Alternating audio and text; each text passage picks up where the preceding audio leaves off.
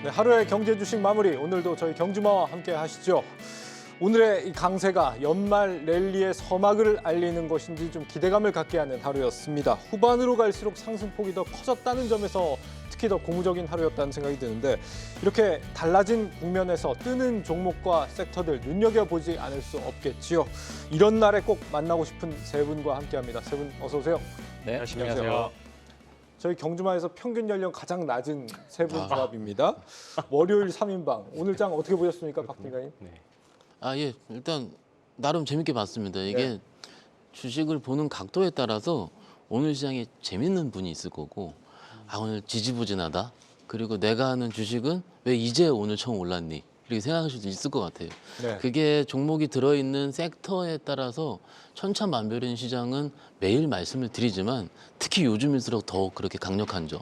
특히 오늘 코스피가 21포인트, 지금 나스닥 선물은 조금 빠짐에도 불구하고 미국 시장 선물과 그렇게 상관이 없이 꾸준하게 올랐다는 거. 그리고 꾸준하게 오르는데 그동안 쉬었어서 낙폭과대라든지 혹은 중후당대 굴뚝주들이라든지 이런 쪽이 계속 순환매 단으로 움직일 수 있었다는 거, 그리고 윗꼬리가 별로 없었다는 거. 이런 네. 점을 봤을 때는 그래도 오늘 상승이 일단은 오늘 하루에 끝나는 것보다는 그래도 추후적으로 하루 이틀 정도는 좀 더 되지 않을까라는 좀 기대감을 가졌었고요.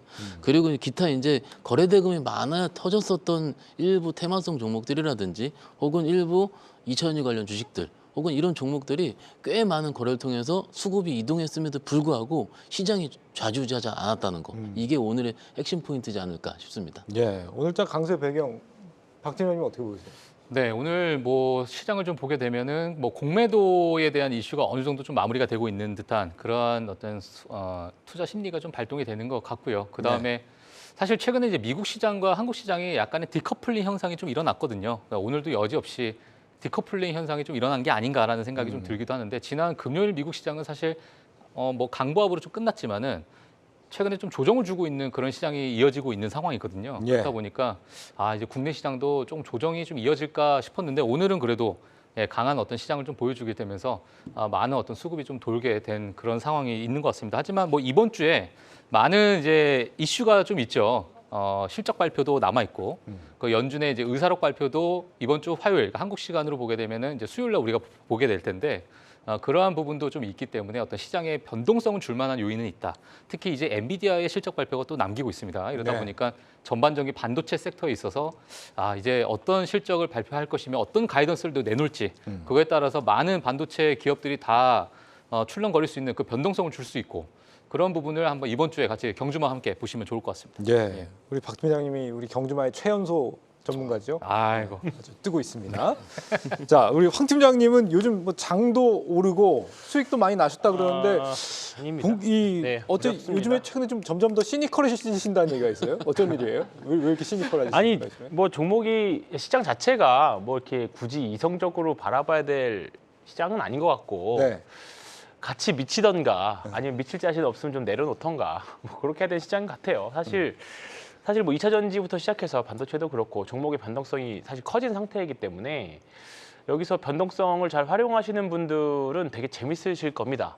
특히나 최근에는 거의 뭐 미국 시장이랑 거의 뭐 연동돼서 움직이는 것 같지도 않고 종목의 흐름대로 그러니까 요즘 흐름이 뭐냐면 한 3일 연속 오르면 팔고 3일 연속 빠진 섹터 사고 뭐 그냥 그 정도의 그냥 뺑뺑이 순환 매장인 것 같습니다. 왜냐하면 당분간은 뭐 이제 3분기 실적 발표도 했고 내년에 기대감은 좀 있는 상태인데 아직 그것에 대한 컨센서스에 대한 확실은 없고 하다 보니까 뭐 이제 수급적으로 어느 정도 또 바닥은 나온 것 같고 그런데 변동성은 나오고 그러니까 이제 사람들이 투자는 뭔가 배팅 강력하게 못하지만 전체적으로 그렇다고 뭐 주시장이 이제 꺾이는 것 같지는 않고 하다 보니까 이게 계속 순환 매장인데 요거를 파도를 잘 타서 네. 퐁당퐁당만 잘 타면 정말 재밌는 장이 되신 분들도 많이 있을 거고 그게 아니라 당퐁당퐁으로 가게 되면 아무튼 엇박 나면 좀 어려운 거죠. 그러니까 요거를 이제 비중을 좀 줄이시면서 매매를 좀 해보시면 요즘 같은 장이 참 매매하기 전 좋다고 생각하거든요. 그래서 너무 내가 주식시장 이제 한국 시장에 최근 한 3, 4년 이제 입문하신 지 얼마 안 되신 분이라고 하면 한국 시장 장투가 꽤 어렵구나라는 걸 좀 많이 아셨을 겁니다. 그렇기 때문에 조금 이제 장기로 가져가는 계좌 따로 보유하시고 또는 이제 스윙이나 트레이딩하는 계좌들은 또 따로 보유하시면서 이럴 때 한번 실력을 키워보시는 것도 저는 좋은 시기인 것 같습니다. 네. 네. 이제 뭐 웬만한 큰 이벤트들은 다 끝난 그렇죠. 상황이잖아요. 네. 본격적인 강세장이 좀 펼쳐진다고 보시는지 어떤 변수들이 좀 남아 있는 게 있는지. 일단 내년 컨센서스가 네. 좀 높습니다. 일단 그게 사실 조금 변수란 변수인 것 같아요. 그러니까 내년에 우리나라가 전 세계에서 EPS 상승률이 지금 1위 나오고 있거든요. 올해 대비 50%. 근데 네. 항상 과거에 쭉 보면 항상 컨센서스는 높지만 실제로는 조금씩 연말로 갈수록 떨어졌었어요. 근데 그럼에도 불구하고 내년에는 여전히 높거든요. 이제 그런 이제 기저에는 물론 반도체가 쫙 깔려 있어서 최근에 오늘은 좀 반도체가 약세를 좀 보이긴 했습니다만 반도체부터 시작해서 네. 뭐 기대감이 높은 시장이기는 하죠. 그리고 뭐 여러 가지로 최근에 우리나라 경제에 대한 걱정들, 뭐 인구 감소부터 시작해서 PF부터 뭐 걱정이 많은 시기는 한데 사실 주식을 하면서 마음이 편했던 적은 단 한 번도 없었던 것 같아요. 20년 하반기 정도. 20년에서 21년 상반기 그때만 저도 한 20여 년 주식 보면서 그때만 가장 편했던 것 같고 주식 시장에는 항상 불편했었습니다. 근데 이제 그 불편함을 이겨야 되는 거니까요. 특히나 지금 구간에서는 너무 비관적이실 필요는 없다. 그렇게 생각하고 있습니다. 네. 네. 오늘 좀 눈여겨봐야 될 종목과 섹터를 먼저 좀 짚어보고 가겠는데 먼저 하나오션이요. 아침부터 계속 강하던데 유가 상승 때문이다 뭐 이런 분석도 네. 있는 것 같고 잠수함 수출 때문이다 뭐 이런 얘기도 있는 것 같고요. 일단 복합적인 부분이 크다고 보고요. 아까 황 팀장님 얘기한 것처럼 지금 장은요. 어떻게 보면 매매 플레이 장이 굉장히 유효할 겁니다. 그런데 최근에 종목들이 가장 움직임이 소위 조선주 중에 배탁에서 큰 거는 하나오션이랑 삼성중공업 정도일 거예요. 네. 그래서 이 두 가지 종목들 가지고 매매하는 플레이 그리고 사실은 종목들 봤을 때 우리가 조선주를 얘기할 때 크게 두 가지로 얘기를 합니다. 가격, 수주를 봐야 되는 거죠. 그런데 신조선가 지수 같은 경우가 177 정도 나왔는데 이게 17개월 연속 오른 수치거든요. 그러면 수주가 늘어나야 되는데 막상 조선주가 빠질 때는 증가율이 둔화된다. 그러니까 수주가 늘어나긴 늘어나는데 증가율이 스테디하기 때문에 이것을 피크아웃에 어떻게 보면 트리거가 된다라고 얘기하시고 그 다음에 오늘처럼 오른 날 같은 경우는 신조선가가 오르는데 절대량 기준으로는 09년도 2분기에 지금 최대 실적이 최대 수주거든요. 네. 그래서 YO에 대해서 아마 3%에서 4% 정도 늘어난 내년 가이던스일 겁니다. 그러면은 수주는 그래도 괜찮은데 여기서 또 인력 얘기가 좀 많이 나오죠. 네. 그래서 사람이 부족하다면서요. 그렇죠. 그래서 이게 지금 막상 인력 얘기 좀 이따 말씀을 드리기로 하더라도 네. 지금 보시면은 조선주를 들고 계신 투자자들 입장에서 봤을 때는 도무지 당체 종잡을 수가 없는 거예요. 아까도 제가 오전에 뭐 투자자랑 얘기한 부분이 이겁니다. 과연 지난주 금요일 날 봤을 때 월요일 날 조선주가 갑작스럽게 이렇게 강하게 뜰 수 있을 거라고 예상한 투자자는 누가 있을 것이냐라는 부분인 거거든요. 그게 시장이 좀 어렵다는 얘기예요. 그리고 인력에 대한 부분 조금 말씀을 드리자면은 이게 지금 제가 최근에 보고서를 좀 인용할 텐데 5개 대형 조선사들이 최근에 직접 고용한 인력은 2022년도 작년 연말 대비해서 3.7% 정도 증가를 했다고 합니다. 네. 그런데 평균을 해서 이 분들의 임금 상승률이 14% 정도. 그러니까 많이 된 거죠. 네. 그런데 이 최근에 어떤 얘기가 나오냐면 임금 수준은 전년 동기에서 14% 늘었지만 이것이 수주 증가 그리고 매출 증대로 어느 정도 커버가 된다라는 부분이 지금까지 컨센서스예요. 어떻게 보면. 그러면은 일단은 주가 입장에서 봤을 때는 실적이 잘 나와야 되는 부분이거든요. 그러면 이것을 확인하는 거 트리거가 필요한데 이거는 당장 지금 23년도 11월 현재 내년 거를 예단하기는 좀 어렵거든요. 예. 그리고 회사에서 가이던스를 연초부로 나오겠지만 아직은 나오지 않은 상황이기 때문에 지금은 수주가 좋은데 어떻게 보면 성장주 단에서 괜찮은 부분인데 적당히 눌렸을 때 매매하는 이런 사이클을 타는 사이클 주식으로 일단 치부가 되고 있는 현상이고요. 아까 말씀드린 것처럼 하나오션 같은 경우는 아시죠? 이게 방위산업 쪽에서 네. 미국에 이제 현지 자회사 설립을 했기 때문에 네. 이쪽에서 뭐 잠수함이라 이런 모멘텀이 조금 더 있는 거는 맞긴 맞는 것 같습니다. 근데 일반 조선주보다 방산 쪽을 같이 엮으면 훨씬 더 좋은 거예요? 왜냐하면은 주식 입장에서는 멀티플을 좀 더 줄 수가 있거든요. 이게 방산에 대한 멀티플을 일종의 기존 원래 본업보다 더 있을 수 있는 플러스 알파로 보기 때문에 이제 멀티플을 더 줄 수 있는 요인으로 일반적으로 해석되긴 합니다. 이게 주주 배정 유상증자 얼마 전에 하는 네네. 바람에 하나오션 주주들한테 굉장히 좀 네. 많은 비판을 받기도 했었잖아요. 네. 근데 여기서 네. 제가 유상증자 얘기를 말씀하시는데 네. 지금 새로 발행한 신주가 하나오션 기준으로 11월 28일 상장 예정이거든요. 11월 28일이면 저 얼마 안 남았잖아요. 네. 그러면 이게 지금 과연 내가 매매를 해야 될지 뭐 매수 매도를 말씀드리는 게 아니고요. 앞으로 나올 물량이 조금 있는 거예요. 있는데 참고로 우리가 이제 물량이 확정이 되면은 다트에 상장된다고 그 공시가 뜨고요. 공시가 뜨면은 상장되기 이틀 전에 일부 매도가 가능하기도 하거든요. 네. 그래서 그 상장 예정 공매도라 얘기를 하는데 이런 부분 충분히 볼 수가 있는 거예요. 그래서 혹시나 저희 경주마 시간에 보유주주가 계시다면은 네. 다트를 열어보셔가지고 상장 일정이라든지 어제 신주 인수권이나 이런 부분을 쭉쭉 한번 살펴보셔가지고 일정을 살펴보는 것도 일종의 답이 될 수 있다고 생각합니다. 그럼 무슨 말씀이세요? 그러니까 네. 하나오션 만약에 배정 받으신 분들은 네. 뭐 사전에 상장 직전에 뭐 좀 매도를 해볼 필요가 있다는 기존 거죠? 주주가 있잖아요. 네. 기존 주주가 있는데 지금 내가 지금 유상증자를 받았어요. 그럼 물량이 희석이 되겠죠. 네. 그런데 단가가 떨어졌는데 네. 이 생각을 내가 과연 그 원래 본주에 희석된 단가로 생각을 할지 아니면 내가 새로 받은 부분 있잖아요. 네. 새로 받은 부분은 어떻게 보면 수익이잖아요. 그렇죠. 수익된 부분을 내가 수익된 부분만 나이스하게 엑시트를 해가지고 수익 확정을 해가지고 현금을 보유할지 이거를 생각을 할 필요가 있어요. 왜냐하면은 지금 투자자분들 아시죠? 현금이 계좌 별로 없으실 겁니다. 그러면은 이런 부분을 통해서 내가 일정 부분 현금을 만드는 것도 어떤 답이 될 수 있는 거죠. 그러면 내가 이거를 신주 배정을 받거나 이런 분이 아니고 그냥 갑자기 신규로 구매를 해볼까 이런 분들은요? 이게 사실 하나오션이 예전 대우조선해양이잖아요. 네. 뭐 제 아주 친한 친구는 서울에서 생활을 정리하고 거제도로 내려간 친구도 있습니다. 대우조선해양. 예. 처음에 내려갈 때까지만 해도 우리 친구들이 제일 성공했다. 네, 2009년, 2010년도까지만 해도. 네.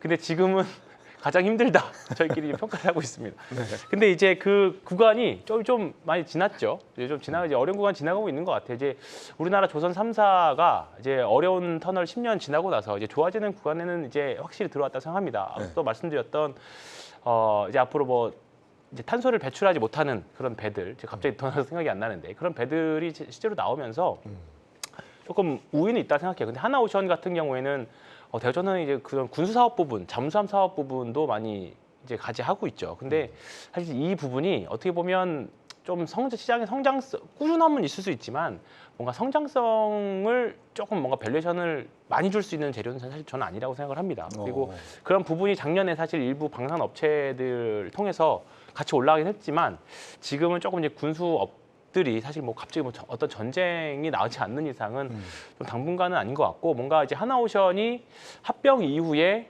뭔가 이제 새롭게 펼쳐지는 그런 사업들 그 사업들에 대해서 비전을 얼마나 줄 수 있는지 그게 더 중요하다고 생각을 하고요. 그 부분은 사실 주가가 더 먼저 말해줄 거라고 생각을 합니다. 특히 조선주 그리고 뭐 삼성 엔지니어링 이런 주식들은 한 10년 동안을 정말 오랫동안 고생했거든요. 2009년, 2010년도 이후에. 그러면 그동안에 사실 회사가 망하지 않았고 잘 버티고 있었기 때문에 뭔가 다음 사이클이 왔을 때는 또 분명히 지금 최근 몇 년 동안간 다른 시세를 분명히 보여줄 때가 올 겁니다. 근데 그러려면 뭔가 주가에 관성을 받으려면 지금보다는 조금 더 올라가서 저는 사야 된다라고 생각합니다. 지금 사는 거는 정말 단기 매매 관점이고요. 이게 샀다가 다시 또 내려갈 수도 있는 거고 그거는 모르는 거기 때문에 지금 구간에서는 조금 단기 관점으로 저는 보고 싶습니다. 시청자 박진선님이 한화오션 아니고 화나오션이라고 말씀 주셨는데 뭔가 좀 쌓인 게 많이 있으신 모양입니다. 자, 키즈 콘텐츠 업체죠. 지금 쌈지엔터가 거의 오늘 20% 강세였습니다. 뭐 특별히 이슈가 나왔던거나 한 건 없었던 것 같은데요. 오늘 뭐 왜 오른 걸까요? 일단 오늘 이제 종가 기준으로 주식을 봤을 때는 네. 교육 유아 컨텐츠 업체들이 굉장히 많이 올랐어요. 그러면은 뭔가 정부 정책이라든지 혹은 다른 기대감이 있지 않을까 생각을 하는데 막상 지난주랑 같이 연관돼서 생각했을 때는 CJ 대한통운부터 시작을 해가지고 이번 주 금요일 날 토요일 날에 이제 블랙 프라이데이가 시작을 하죠. 그런 기대감이 있을 수도 있습니다. 뭐 주가라는 부분이 굉장히 좀 여러 가지 트리거들에 대해 움직일 것 같아요. 이게 아까 말씀을 드리긴 했지만은 막상 해당하는 종목이 올랐을 때, 예를 들어 한 섹터가 올랐을 때 그 섹터가 올라가는 그 한 종목 대장주가 올라가게 되면은 대장주의 단일 이슈임에도 불구하고 다른 주변주들이 같이 오르기 시작을 하거든요. 근데 오늘은 제가 아까 서두에 말씀드린 것처럼 좀 어떤 분들은 좀 매매할 만했다, 해볼 만했다 말씀드린 게 뭐냐면 그런 거와 별로 그렇게 크게 필터 작용이 없이 같이 오르기 시작을 한 거예요. 아침에 SMG 엔터 먼저 오르긴 하긴 했지만 오후 당에 다 같이 오르긴 했고요. 예. 그래서 일단 일종의 종목당에서 단기적으로 좀 오른 거라 생각을 하고요. 하고 일단 지금 왜 이렇게 많이 오르냐면은 아시다시피 SMG 엔터가 상장한 지가 그렇게 오래되진 않았는데 네. 처음에 올라갈 때 그 굉장히 큰 유아 완구 때문에 큰 기대감이라서 크게 올라간 것으로 아마 기억을 하실 겁니다. 그래서 지금 투자자분 입장에서는 기대도 많고 위에서 조금 마이너스 구간이 있는 분들도 많고요. 그래서 일단은 어느 정도 관성의 법칙이 작용을 해서 좀 고가권에서 마감했다라고 생각하고 있습니다. 그러니까 여기 티니핑이 중국에서 인기가 요즘 엄청 올라가고 있다고 그러는데 티니핑, 예. 특히 뭐 5세 여자 어린이들 사이에서 티니핑이 아주 인기가 뜨겁다고 다 아버님들이시잖아요. 다 알지 않으십니까? 집에 네. 창고에 네. 수두룩 빽빽 쌓여 있고요. 이거를 어떻게 팔아야 되나 또는 누구를 물려줘야 되나 고민하고 있습니다. 다행히 이제 재고 둘째가 소진해야겠네요. 네. 파산핑이라고 부른다는 얘기가. 예. 정말 참 이게 새로운 아이템들이 나올 때마다 가슴이 아팠던 기분 좋게 사줬지만 그랬던 아이템 중에 하나인데요. 삼지 엔터가 사실 올 여름까지는 그래도 계속 이슈는 있었어요. 왜냐하면 이 IP를 활용해서 무언가를 더 할 수 있지 않을까에 대한 사실 기대는 많이 있었습니다. 네. 근데 이제 그런 효과들이 뭐 이제 실제로 시장에서 인정을 받는지는 몰라도 일단은 지금부터는 조금 긍정적인 흐름으로는 저는 봐도 된다 생각합니다. 몇 가지 이유가 있는데 아직은 추세를 본격적으로 돌리지는 못했어요. 예, 돌리는 못했고 여전히 여기서 좀 더 올라가면 그동안 뭐 이제 조금 손실 나셨던 분들이 팔려고 하는 매도 압력은 충분히 있을 겁니다. 다만 가격에서 메리트가 많이 전 생겼다 생각합니다. 네. 예, 그러니까 신규 상장 주식들이 상장하고 약 한 1년 내외 기간 안에 일단은 최고점 대비 한 절반 정도 내려가면 정말 좋은 단기 매매 찬스도 되거든요. 근데 이거 SMG 엔터 같은 경우에는 3분의 1까지 갔었습니다. 그러면 뭐 시장 영향 탓도 사실 좀 있었고 그런 거 생각을 해보면 정부 충분히 저가 매수도 해볼 만한 그러니까 그 기업이 정말 정말 그 기업 가치 별로 없는 그런 회사가 아니라 네. 정말 실질적으로 사업을 하고 있고 미래 밸류에이션을 좀 줄 수 있는 기업이라고 하면 충분히 좋은 기업이거든요. 그러니까 50%에서 3분의 1 토막 정도까지. 되게 보유자 입장에서는 가슴 아프시지만 신규 입장에서는 충분히 해볼 만한 구간 저는 들어왔다 생각합니다. 두산 로보틱스가 이번에 딱 절반 정도 고점 대비 좀 하락한 다음에 반등을 좀 본격적으로 시작했고 네. 기가비스라는 종목들도 3분의 1 토막 딱 나고 나서 반등하기 시작했거든요. 뭐 이거는 좀 시장이 어느 정도 알려진 뭐 단기 매매, 어떤 뭐 가격 전략을 이용한 매매인데 SMG 엔터는 저는 지금부터는 조금 긴 호흡으로도 봐도 뭐 일단 한 번 정도 매수해도 되는 구간인 것 같아요. 다만 네. 여기서 더 올라가면 그게 더 안심이 될 것 같습니다. 네. 블랙 프라이데이가 이제 24일부터 미국에서 시작이 되잖아요.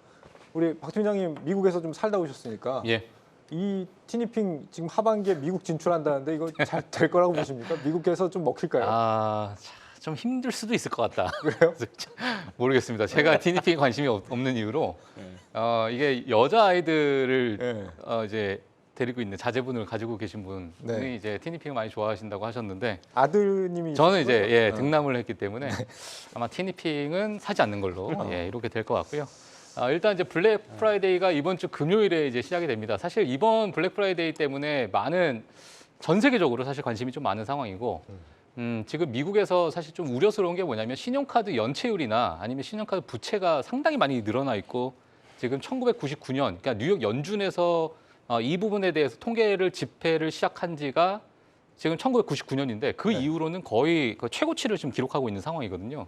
자, 그러다 보니까 이번 블랙 프라이데이에서는 어떤 수혜를 좀 받을 수 있을까라는 생각하시는 분들은 어쩌면 조금은 실망하실 수도 있는 그런 시점이 아닐까라고 생각이 들어요. 왜냐하면 네. 이제 소비자들이 어느 정도 이제 스마트한 어떤 소비를 이제는 가는 방향으로 좀 가기 때문에 예전에는 예를 들면 뭐 크리스마스 전구다 아니면 크리스마스 트리다 그냥 뭐 어느 정도 여건이 되면 다 샀었거든요. 근데 지금 상황에서는 어느 정도 정말 필요한 것들. 왜냐하면 내년에 어떤 경기 상황이 올해보다 좋아질 것이라고 생각하시는 분이 많이 없어요. 그렇기 때문에 지금 내년에 가서 내가 정말 필요한 것들. 그러니까 볼 수 있는 것은 거의 전자기기가 될 수 있을 것이고요.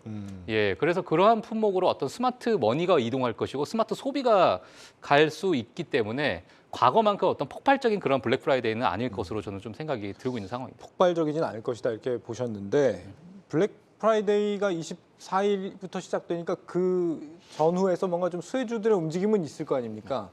혹시 뭐 이런 쌈젠터 말고 또 뭐 기대되는 게 있으세요? 일단 오늘 지난주 금요일과 오늘 좀 보여줬다고 보는 거고요. 추가적으로 한다면은 뭐 그 화장품이라든지 기타 전통 소비 쪽이 되긴 될 텐데, 근데 지난번 우리가 그 중국 연휴 때 우리가 확인을 했지 않습니까? 그래서 그거 소비에 대한 기대감은 우리가 뉴스를 보신 것처럼 그렇게 크게 크진 않을 것 같습니다. 그래서 오늘 제가 약간 이쪽을 좀 약간 보수적으로 말씀드린 이유도 기타 지금 우리가 미국 소매 판매 지난주 보더라도 컨센 이하 나왔거든요. 그래서 그것이 폭발적으로지는 않을 것 같고 일부 작은 부분 그러니까 택배는 좀 인정을 할 것 같아요. 택배요? 예, 왜냐하면은 그게 이제 큰 소비라기보다는 작은 소비가 계속 이어질 수가 있기 때문에 그런 부분을 확인할 수 있지만은 일단 지금은 좀 저는 차라리 블랙 프라이데이 데이터를 보고요. 그 추후에 대응해도 늦지는 않다고 생각하고 있습니다. 네.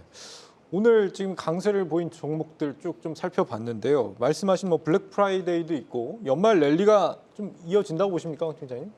아직은 확신할 수 없다 생각합니다. 예, 전통적으로 우리나라는 12월 달은 재미가 없었고 네.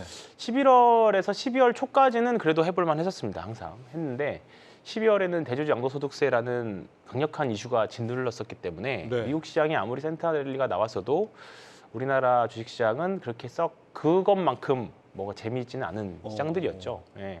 왜냐하면 오히려 그거 인해서 주가가 좀 올라가면 계속 비중을 줄이려는 노력이 있었기 때문에 오히려 크리스마스 전후부터가 사실 우리나라 시장이 핵심이고 어떻게 보면 12월이 재미없으면 없을수록 12월 말부터 1월 초까지가 사실 더 폭발적으로 더 재밌었던 경험들이 있거든요. 네. 그렇기 때문에 다만 이제 대주주 양도소득세를 좀 이제 기준을 완화한다라는 뉴스들이 뭐 아직까지 확정되지는 않았지만 계속 지금 뭐 논의가 네, 어떻게 되고 논의는 있어요? 아직까지는 뭐 구체적으로 정해진 바는 없습니다. 근데 이제 어떻게 되느냐에 따라서 달라질 거고 사실 내년에 또 금투세도 또 이슈가 있기 때문에 네. 또 올해 내년에는 또 금투세를 또 걱정을 해야 되고 근데 다만 이제 올해까지는 일단은 종목별 대응이 일단 지금은 뭔가 한쪽 방향 지금 그렇다고 엄청난 주도주가 보이는 장은 또 아니잖아요. 그렇다 보니까 아마 11월까지는 랠리라는 것보다는 종목마다의 단기 랠리들을 기대하시고 대응하시는 게 다만 모멘텀만 나와주면 지금 공매도 쇼커버가 아직 있기 때문에 지금 공매도 쇼커버가 아직 시작 안 한 종목들이 꽤 있거든요. 예. 근데 대신에 모멘텀이 나와주면 그거를 기점으로 해서 커버링이 같이 나와주고 있는 상태입니다. 그러니까 오늘 대한통운이나 네. 한진칼이나 그다음에 뭐 셀트리온 같은 이제 뭐 합병 이슈가 나왔던 종목들은 최근에 보면 쫙 올라오고 있거든요. 그리고 오늘 건설주들 보시면 사실 건설주 그렇게 이슈가 있었고 나빴는데 보면 GS건설 같은 주식들도 또 현대산업개발 같은 이 두 주식은 사실 올 초에 굉장히 좀 이슈가 많이 있었잖아요. 네. 앞으로 좀 힘들 거다라는 전망들도 많이 있고. 근데 그럼에도 불구하고 지금 이 주식들은 알게 모르게 지금 최근에 한 달 동안 되게 굉장히 좀 많이 올라왔습니다. 그러니까 지금은 아마 커버링을 이용해서 뭐 좀 변동성은 크긴 하지만 커버링을 이용한 매매 전략도 11월 한정해서는 꽤 괜찮을 것 같은 시기인 것 같습니다. 연말 랠리 뭐 이런 것보다도 종목별 좀 모멘텀을 봐야 된다 말씀이셨는데 박 팀장님도 같은 생각이세요? 100% 동의합니다. 오랜만에 100% 동의가 나왔는데 제가 약간은 별로 동의를 안 했었거든요. 네, 서로 좀 그런데 별로 동의 안 하셨잖아요. 예, 오늘은 100% 동의합니다. 왜냐하면은 이게 아직까지 웬만한 투자자분들께서 그렇게 장이 좋아졌다고 생각하시는 분들이 몇이나 될까요? 거의 없어요.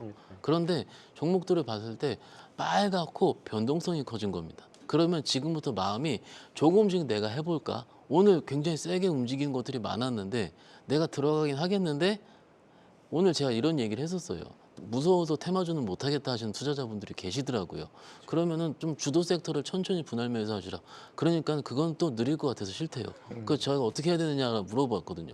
똑같은 대답입니다. 지금은 그 투자자들 마음이 시장에 녹아 있다고 봅니다. 물론 외국인은 사더라도 우리가 외국인 사는 거는요. 삼성전자, 하이닉스 사지 않으면 LG 엔솔 삽니다. 외국인들 세게 들어올 때는요. 혹은 선물 플레이 하든지. 그렇게 되면은 막상 우리 개인 투자자분들이 소위 마이너스권에 있는 종목들이 언제 엑시트할 수 있을까라고 했을 때 저는요. 12월에서 1월 사이라고 보거든요. 왜냐하면은 장이요. 급격하게 오르는 것보다는요. 우리가 좀 손실 나했던 종목들이 올라올 때는 오히려 종목들이 지수가 횡보할 때입니다. 지수는 대장 그 큰 종목들은 어느 정도 자리를 지키고 있고 섹터별로 강한 매수세가 들어올 때 내가 마이너스 40% 갔던 게 마이너스 10% 언더로 좀 들어온다거나 그래서 내가 다음 매매 타점을 좀 할지 이런 거를 고민하는 시기가 지금 10월 달까지 전혀 없었거든요. 예. 그냥 살려달라 뿐이었죠. 그런데 이게 지금 조금씩 바뀌고 있어요. 왜냐하면 오늘 아까 통화 말씀드린 것처럼 아시잖아요. 이게 지금 내가 좀 어떻게 해볼까를 고민하게 된 거예요. 2주 전만 해도 우리 사람만 있자 이렇게 얘기했잖아요. 저 이 시간에서. 똑같습니다. 시장이 이렇게 빨리 바뀝니다. 그래서 바뀌는 거를 이해하시고 그런데 종목들이 볼까요? 좀 최근에 HBM이라든지 2차 전지 쪽 관련된 장비주들이 되게 잘 움직이는데 이 종목이 좋을까요? 아니면 오늘 많이 오른 종목이 좋을까요? 투자자에 따라서 이 오늘 많이 오른 일부 테마성 종목도 좋을 수가 있는 겁니다. 네. 그런데 그것이 너무나도 내가 여태까지 학습된 효과 때문에 이건 나쁜 주식, 이건 좋은 주식 이거를 치부하는 것 자체가 지금 시장에서 제가 보기엔 좀 어떻게 보면 그게 또 위험한 것 같아요. 그래서 좀 어느 정도는 좀 유연한 마음을 가지고 좀 종목들을 좀 보시는 게 어떨까 싶습니다. 예. 미국장은 12월에는 항상 올랐나 봐요?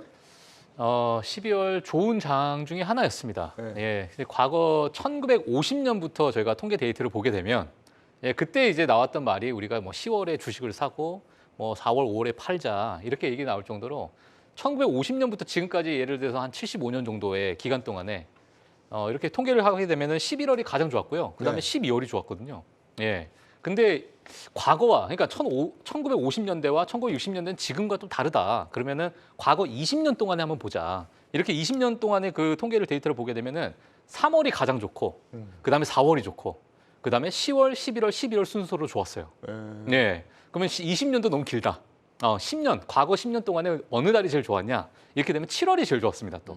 예, 그러니까 지금의 어떤 트렌드와 이 방향성 자체가 이제는 월을 조금 우리가 보고 나서 투자하는 거는 이미 조금 끝난 시대가 아닐까라는 생각이 좀 들게 되고 예. 사실 20년 전의 상황을 보게 되면 그때는 정말 연말이라는 거에 그러니까 땡스기빙부터 해서 크리스마스라는 거에 너무 많은 큰 의미를 두기도 했고 네. 선물 주고받고 뭐 여러 가지 일들이 거의 의무처럼 했거든요. 예. 지금 제가 이제 미국에 있을 때도 마찬가지 한 15년 전이지만 10년 전인데 그때도 이제 정말 주고받는 그런 문화가 있었어요. 근데 최근에는 과거만큼의 그러한 어떤 소비가 일어나는 11월, 12월이 과연 내년에 또는 내후년에 계속 이어질까라는 거에서는 저는 약간 퀘스천 마크가 좀 있는 상황이고 예. 그렇기 때문에 이제 월별의 어떤 강세가 있을 것이다 또는 그거에 따라서 우리가 투자를 할 것이다는 그런 아이디어는 약간 그냥 한켠에 그냥 참고만 하시는 게 좀 좋을 것 같아요. 그래서 연말 어떻게 생각하시는데요? 미국장에 대해서?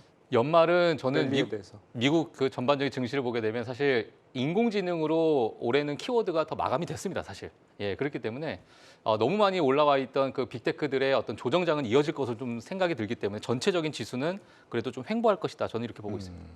지금 환율이 우리는 굉장히 많이 내렸고요. 또 유가 같은 경우는 오펙에서 뭐 감산 연장한다 이런 이슈 때문에 안 좋고 그렇잖아요.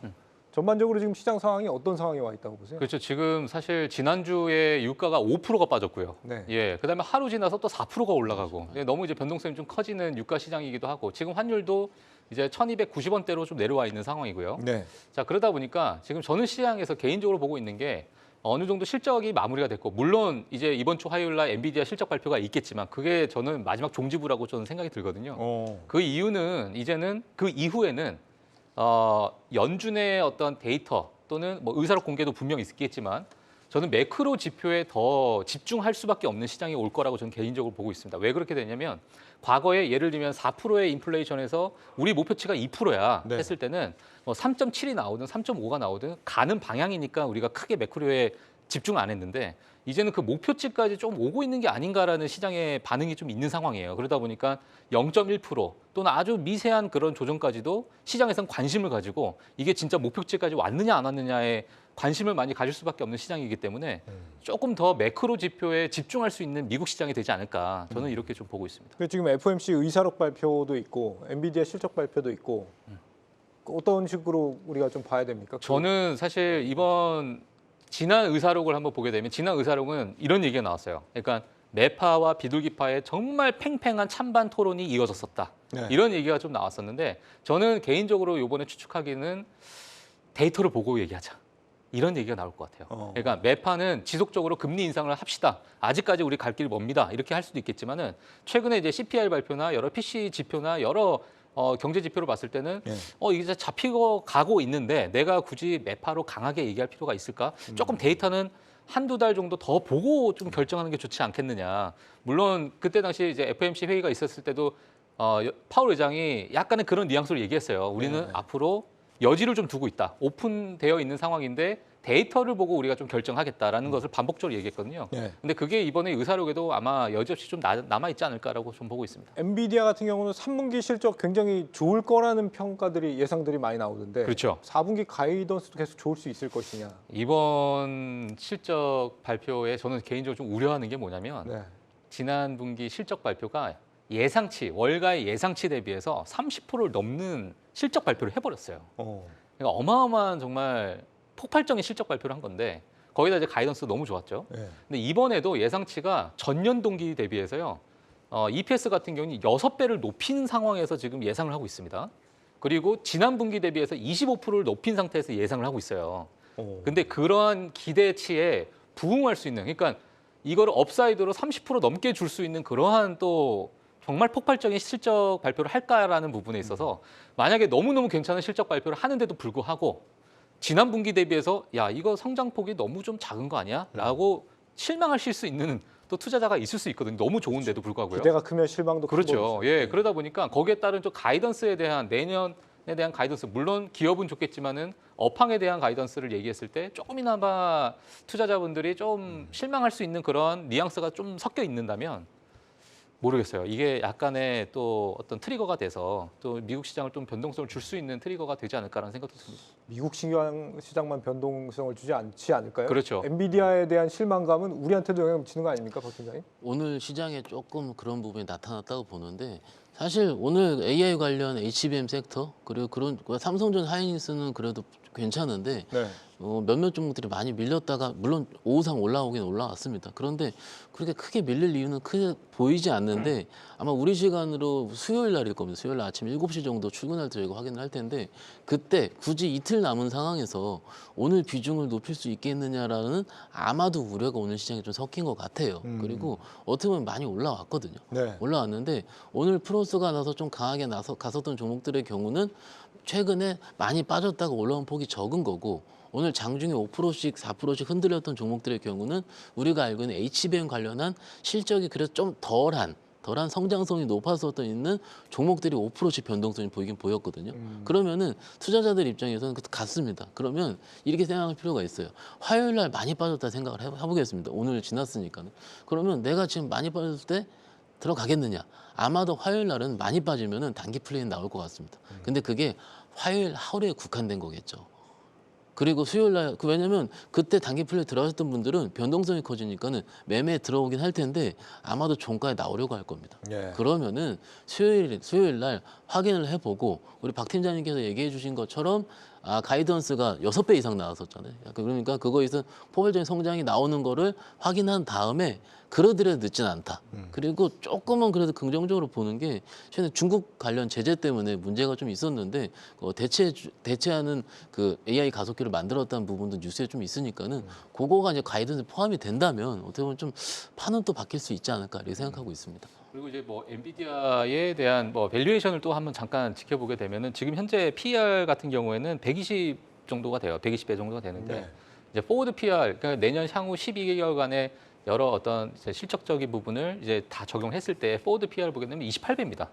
예, 뭐 상당히 좀 괜찮은 구간 아니냐. 그러네요. 또 이렇게 또 평가를 할 수 있고 앞서서 이제 또 박 팀장님이 말씀해 주신 것처럼 중국발 어떤 칩 제조 그런 부분에 대한 벌써 이제 뉴스에 좀 나온 상황이기도 하고요. 그리고 이제 뒤에 가서 좀 말씀드리겠죠. 온디바이스 AI라는 어떤 그 칩에 대한 그 생성, 또 ARM 기반으로 되는 CPU 생성 이런 부분에 대해서도 향후 가이던스에 어떻게 또 녹아 있을지가 또 향후에 어떤 방향성이 정해지지 않을까 이렇게 보고 있습니다. 장치에 심는다 이거죠, AI를. 그렇죠. 온 디바이스 예. AI. 자, 오늘 시장에 관심을 한 몸에 받는 건 이 단연 에코프로 머티리얼즈 상한가 이슈였습니다. 기관들의 경우에는 이제 고평가라고 생각해서 팔고 나갔고요. 개인들은 또 대거 매수를 했는데 저는 어쩐지 이거 올 상반기에 있었던 에코프로 폭풍 성장 이때랑 좀 네. 겹쳐 보이는데요, 이거. 이제 뭐 사실 2차 전지 섹터들은 사실 뭐 전반적으로 가격 조정은 마무리는 된 것 같습니다. 네. 여기서 뭐 더 밀릴지 횡보할지는 모르겠습니다만 또는 또 얼마큼 반등할지는 모르겠습니다만 이제는 개별 종목들이 가지고 있는 스토리에 집중할 때는 된 것 같습니다. 그러니까 상반기가 2차 전지와 연관돼 있는 종목들이 다 우르르 군집해서 올라갔었습니다. 근데 지금 주가들을 보면 어떤 종목들은 여전히 위에서 버티는 종목들이 있는가 하면 어떤 종목들은 조금 너무 생각보다 더 많이 빠져 있는 종목들도 있고 어떤 종목들은 또 좀 약간 빠진 것도 아니고 오른 것도 아닌 또 그런 상태에 있는 종목들이 있습니다. 이제 지금부터는 종목장 2차 전지 안에서도 이제 종목 옥석 가리기가 되게 중요한 장세인 것 같아요. 예를 들어서 포스코 DX 같은 경우에는 이번 달 MSCI 지수 편입을 앞두고 계속 사실 하나도 밀리지 않고 위에서 있거든요. 네. 그에 반해서 에코프로 그룹주들은 오늘 좀 반등 나왔지만 좀 많이 밀렸고 포스코 그룹주들은 상대적으로 좀 덜 밀렸고 좀 그런 상태입니다. 그러니까 뭔가 이제 수급이 확실히 분산됐다라는 느낌을 좀 받으실 수 있는. 그러니까 오늘 보면 에코프로 머티리얼주는 상한가를 갔지만 다른 네. 섹터들은 다 각자의 길을 갔었거든요. 예. 그리고 반대로 반도체는 또 밀렸고. 그러니까 이제 뭐 2차 전지 주식들은 이제 종목 하나하나 모든 2차 전지가 되면 다 올라갑니다. 그런 시장보다는 개별 종목들을 이제 공부하시는 좀 약간 진검승부라고 해야 될까요? 이제 그런 시장이 된 것 같습니다. 에코프로 머티리얼즈 같은 경우를 보면서 뭐 기관과 개인의 대립 구도로 보는 건 좀 바람직하진 않은 것 같고요. 그렇죠. 기관들은 이제 주어진 숫자 안에서 보고 가치 평가를 한 것일 테고 개인들의 경우에는 이제 미래의 가치를 좀 땡겨서 그렇죠. 판단을 한 네. 부분이 있을 거 아닙니까? 이제는 좀 전통적인 분석 방법이 적어도 2차 전지주 안에서는 좀 안 먹히는 게 된 게 아닌가 어떻게 보세요? 그렇죠. 이게 지금까지 주가로서 좀 나온 부분이고요. 지금 오늘 29.9%인 상한가에다가 지난주 금요일도 폭등을 많이 해온 상황이니까 그런데 일단 지금 저희가 그 상장한 지 한 달 안에서는요. 웬만한 그 신규 상장주들의 밸류에이션을 따지는 것보다는 기본적으로 수급 논리를 먼저 따지긴 합니다. 네. 그게 어떻게 보면 신규 상장주 매매의 저는 기본이라고 생각을 하고요. 이게 얼만큼 그 기존 투자자들이 매도를 내놓느냐를 했을 때 지난주 금요일 날 상장했을 때 231만 주 내놨어요. 기관 투자자가. 그러니까 내놓을 수 있는 건 웬만큼 많이 내놨다는 거고 외국인 투자자도 239만 주 내놨는데 이 합침 460만 주를 개인이 다 받아갔습니다. 그러면은 그만큼 밸류보다는 수급 논리가 좀 더 강하게 있었더라고 하는 게 맞을 것 같고 예. 지난주와 오늘 다르게 오늘의 경우는 이게 에코프로 머티리얼주가 장중에 20% 이렇게 움직이다가 상한가 가니까는 에코프로 그룹주도 같이 움직이더라고요. 그러면 역시 에코프로 그룹주들은 일단 시장을 어떻게 보면 선도할 수 있다라는 우리 투자자분들의 믿음이 있었다고 생각합니다. 어찌됐든 기관과 외국인 입장에서는 조금은 아직은 이 밸류에이션이 높다라고 생각할 것 같고요. 그리고 내후년에 밸류에이션을 봤을 근데 과거 제가 에코프로 머티리얼을 봤는데 이 상승하는 폭이 굉장히 따박따박 잘 나와요. 그 이익 같은 경우 꾸준하게 나오기 때문에 과거의 상승률 가지고 미래가 나오는 게 일단 그 여러 가지 변수가 있기 때문에 100% 할 수는 없지만 네. 그런 밸류에이션을 계산한다면은 그래서 높은 건 아니긴 하거든요. 그렇지만 우리가 변수를 무조건 생각하는 게 주식의 기본이기 때문에 그거는 조금 내년까지 생각을 해봐야 될 것 같고 최근에 뉴스 보시면 3분기 적자 얘기가 좀 있었을 겁니다. 아마 이제 그 상장하기 전에 이제 회사 측에서 발표한 내용일 텐데 리튬 수익성 기존에 사왔었던 리튬 수익성 악화 때문에 3분기는 일부 적자가 나왔지만 4분기부터 그런 적자가 나올 수 있었던 사왔던 리튬의 재고는 좀 줄어들고 있고 4분기 늘어나게 되면 다 좋아질 것이다. 이거는요, 이 기타 양극재 의견이랑 거의 비슷하긴 하거든요. 그래서 그 다른 종목들과 어떻게 보면 좀 그 산업의 방향성을 같이 해보는 것도 투자 포인트가 되지 않을까 싶습니다. 지금 개미들의 개인 투자자들의 강력한 선호를 받고 있다라고 한다면 네. 당장 내일이라도 한번 좀 뭐 매수를 해보는 것도 나쁘지 않을까요? 어떻게 네, 생각하세요? 저는 일단은 신고가기 때문에 네. 어차피 상장한 지 얼마 안 된 종목들은 결국 돈의 힘으로 움직이는 겁니다. 저는 매수해도 된다 생각해요. 이게 뭐 여기서 2배를 갈 수도 있고 3배를 갈 수도 있다 생각합니다. 근데 대신에 여기서부터는 리스크 관리를 매우 철저하게 하셔야 될 필요는 있습니다. 왜냐하면 최근에 상장했던 주식들을 보면 어쨌든 상장 이후에 좀 급등을 했다가 물량이 쏟아지는 지점부터는 사실 그 지점에서 한 50%까지는 쉽게 하락을 많이 했었거든요. 네. 그렇기 때문에 지금은 시장의 돈의 흐름이 왔다 갔다 하는 걸 하셔야 되기 때문에 여기서 올라가는 주식이 어디까지 올라갈지 어떻게 알겠어요. 그러니까 대신에 내가 감당할 수 있는 리스크 또는 손실 금액을 딱 제한을 두시고 뭐 3% 떨어지면 무조건 팔겠다. 5% 떨어지면 무조건 팔겠다. 그러니까 무조건 사서 떨어지면 올라갈 때까지 기다려야지. 이 전략은 신규 상장주에는 사실 조금 무리한 전략이라고 생각해요. 아무리 좋아도. 그렇기 때문에 지금까지는 그 이익과 수익 비중 제한을 잘 두셔서 매매를 하셨으면 좋겠습니다. 조금 더 기민하게 대응할 필요가 네, 있겠네요. 그렇습니다. 지금 에코프로 머티를 비롯해서 오늘 2차 전지주가 또다시 지금 전반적인 강세 흐름을 나타냈잖아요. 뭐 LG엔솔 같은 경우 보니까 어느새 또 지금 시총 100조를 또 넘겼더라고요. 전기차 부진 이슈 뭐 요건 이제 좀 사그라든 건가요? 뭐 어떻게 생각을 해봐요? 사실 지난주 한 초반때 기억을 해보면 이천지가 갑자기 쭉 뜨는 걸 기억을 하실 텐데 그때 외국계 증권사에서 보고서가 나왔어요. 어떤 보고서가 나왔냐면은 이게 기존에 우리가 전기차 관련 섹터 셀업체들에서 가졌던 수익성에 대한 우려가 과도했다. 2023년도까지 성장률 좋고 24년도에도 전기차 침투율이라고 그러죠. 25년도까지 20%까지는 달성할 수 있을 것이다라는 부분이 굉장히 꽤 시장에 많이 회자가 되면서 많이 올랐거든요. 네. 근데 그 논리가 뭐냐면은 지금까지 2000년을 눌렀었던 논리일 거예요. 그러면 그 한 곳의 외국계 증권사에서 그것을 반박하는 의견이 나왔었고 주가 측면에서 봤을 땐 그것을 화답하는 게 나왔습니다. 그러면은 웬만한 종목들의 지금 차트를 보시면은 다중바닥이라든지 혹은 저점을 높아지는 바닥이 형성이 돼가지고 그래도 매매해보고 하고 아까 황 팀장이 얘기한 것처럼 지금부터는 좀 해볼 만한 권역이 들어온 건 맞습니다. 맞는데 이게 지금 업황을 우리가 확인하는 것 같을 경우는 제가 가끔 우리가 경매 시간에 말씀드렸는데 이제 해도 됩니다라고 수치를 확인했을 때는요 밑에 주가가 한 40, 50% 올라와 있을 거예요. 수치를 확인할 때는 그러면은 지금 입장에서는 내년의 성장성을 우리 투자자분들이 얼만큼 보느냐의 게임일 겁니다. 그런데 최근에 수급이 많이 몰리긴 했죠. 그래서 이거를 냉정과 열정 사이라 그래야 되나요? 그거를 좀 내가 좀 조절하는 방법. 이 조절하는 거는요 매매거든요. 너무 적당히 올랐을 때는 일부 줄였다가 이게 변동성이 있을 때는 빠졌을 때는 조금 더 샀다가 이런 식으로 그 변동성을 우리가 매매 플레이에 확인하시면 어떨까 싶습니다. 네.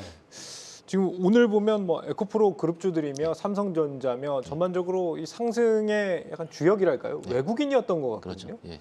외국인들이 지금 그 공매도 금지 이슈 이후에 뭐 나가는 거 아니냐 이런 걱정들이 있었는데 오히려 들어오고 있다는 점. 개인들은 순매도하고 있고 이 현상은 어떻게 봐야 되나요? 정말 저도 보면서 좀 당황스러운 부분이에요. 왜냐하면은 지금까지 그러니까 공매도 금지를 반대했다는 이런 논리가 뭐냐면은 외국인들 수급 악화가 MSCI 편입 이슈라든지 굉장히 많이 있었는데 네. 막상 이후에 어떻게 보면 지금 그럴듯하게 외국인들이 나가는 건 보이지 않습니다. 아직은요. 지금까지. 뭐 추후는 확인을 해봐야 되겠지만. 근데 그거에 대한 통계에 대한 부분이 어떻게 보면 지금 과거에 3번밖에 없었기 때문에 그때 경제 환경이라든지 뭐 기타 여러 가지 대외 주변 여건이라든지 이런 거가 다 달랐거든요. 네. 다르기 때문에 한 번에 준용하기 어려운 거고 어찌됐든 지금 입장에서 봤을 때는 외국인들이 들어오고 있고 들어올 때는 크게 들어올 때 한 번은 그 공매도 쇼커버일 때 한 번, 두 번째는 CPI 발표 때 한 번.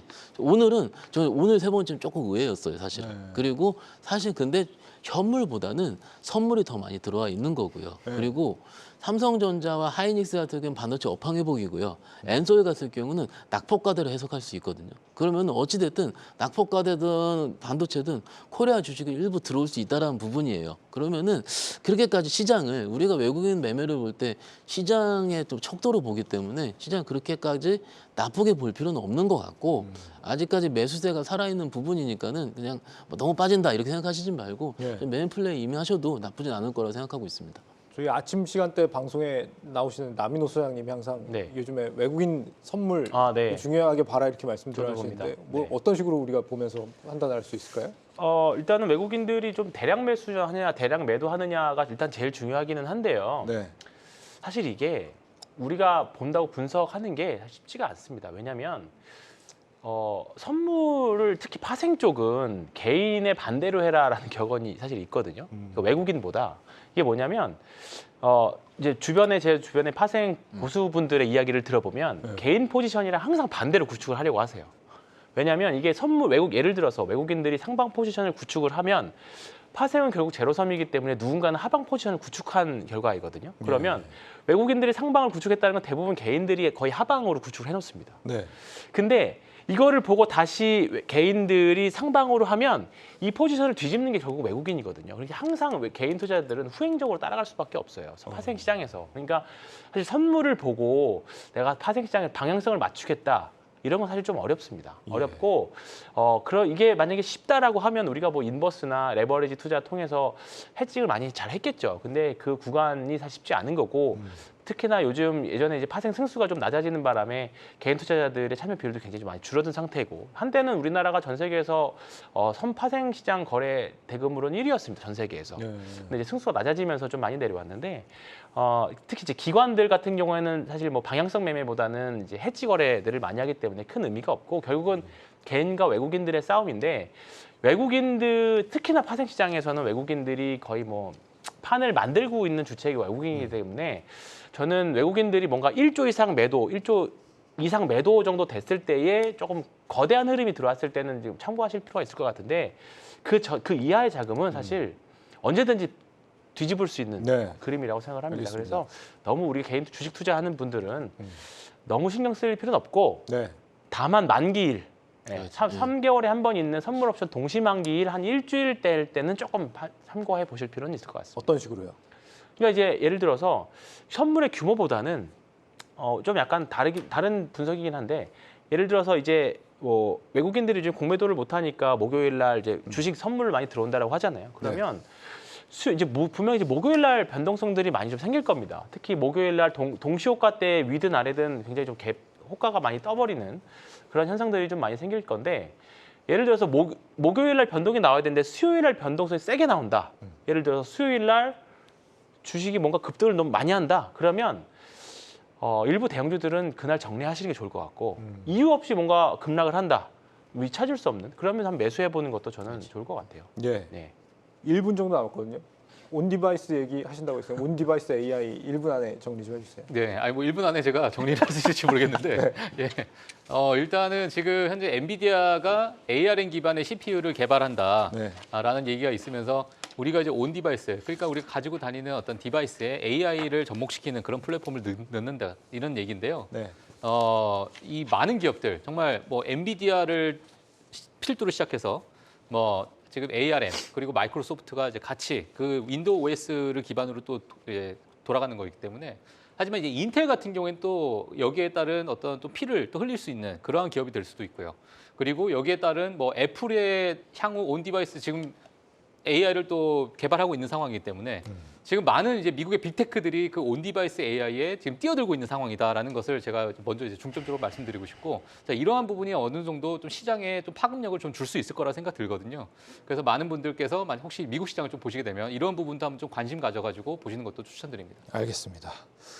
침체가 온다 안 온다 서로 상반된 견해들이 맞서는 요즘 같은 시장에서는 원칙을 지키는 게 무엇보다 좀 중요하다라고 합니다. 강세장이라고 가진 현금 모두 다 써버리시기보다는 항상 적정량을 비축해서 위험에도 대비하시는 게 좋겠습니다.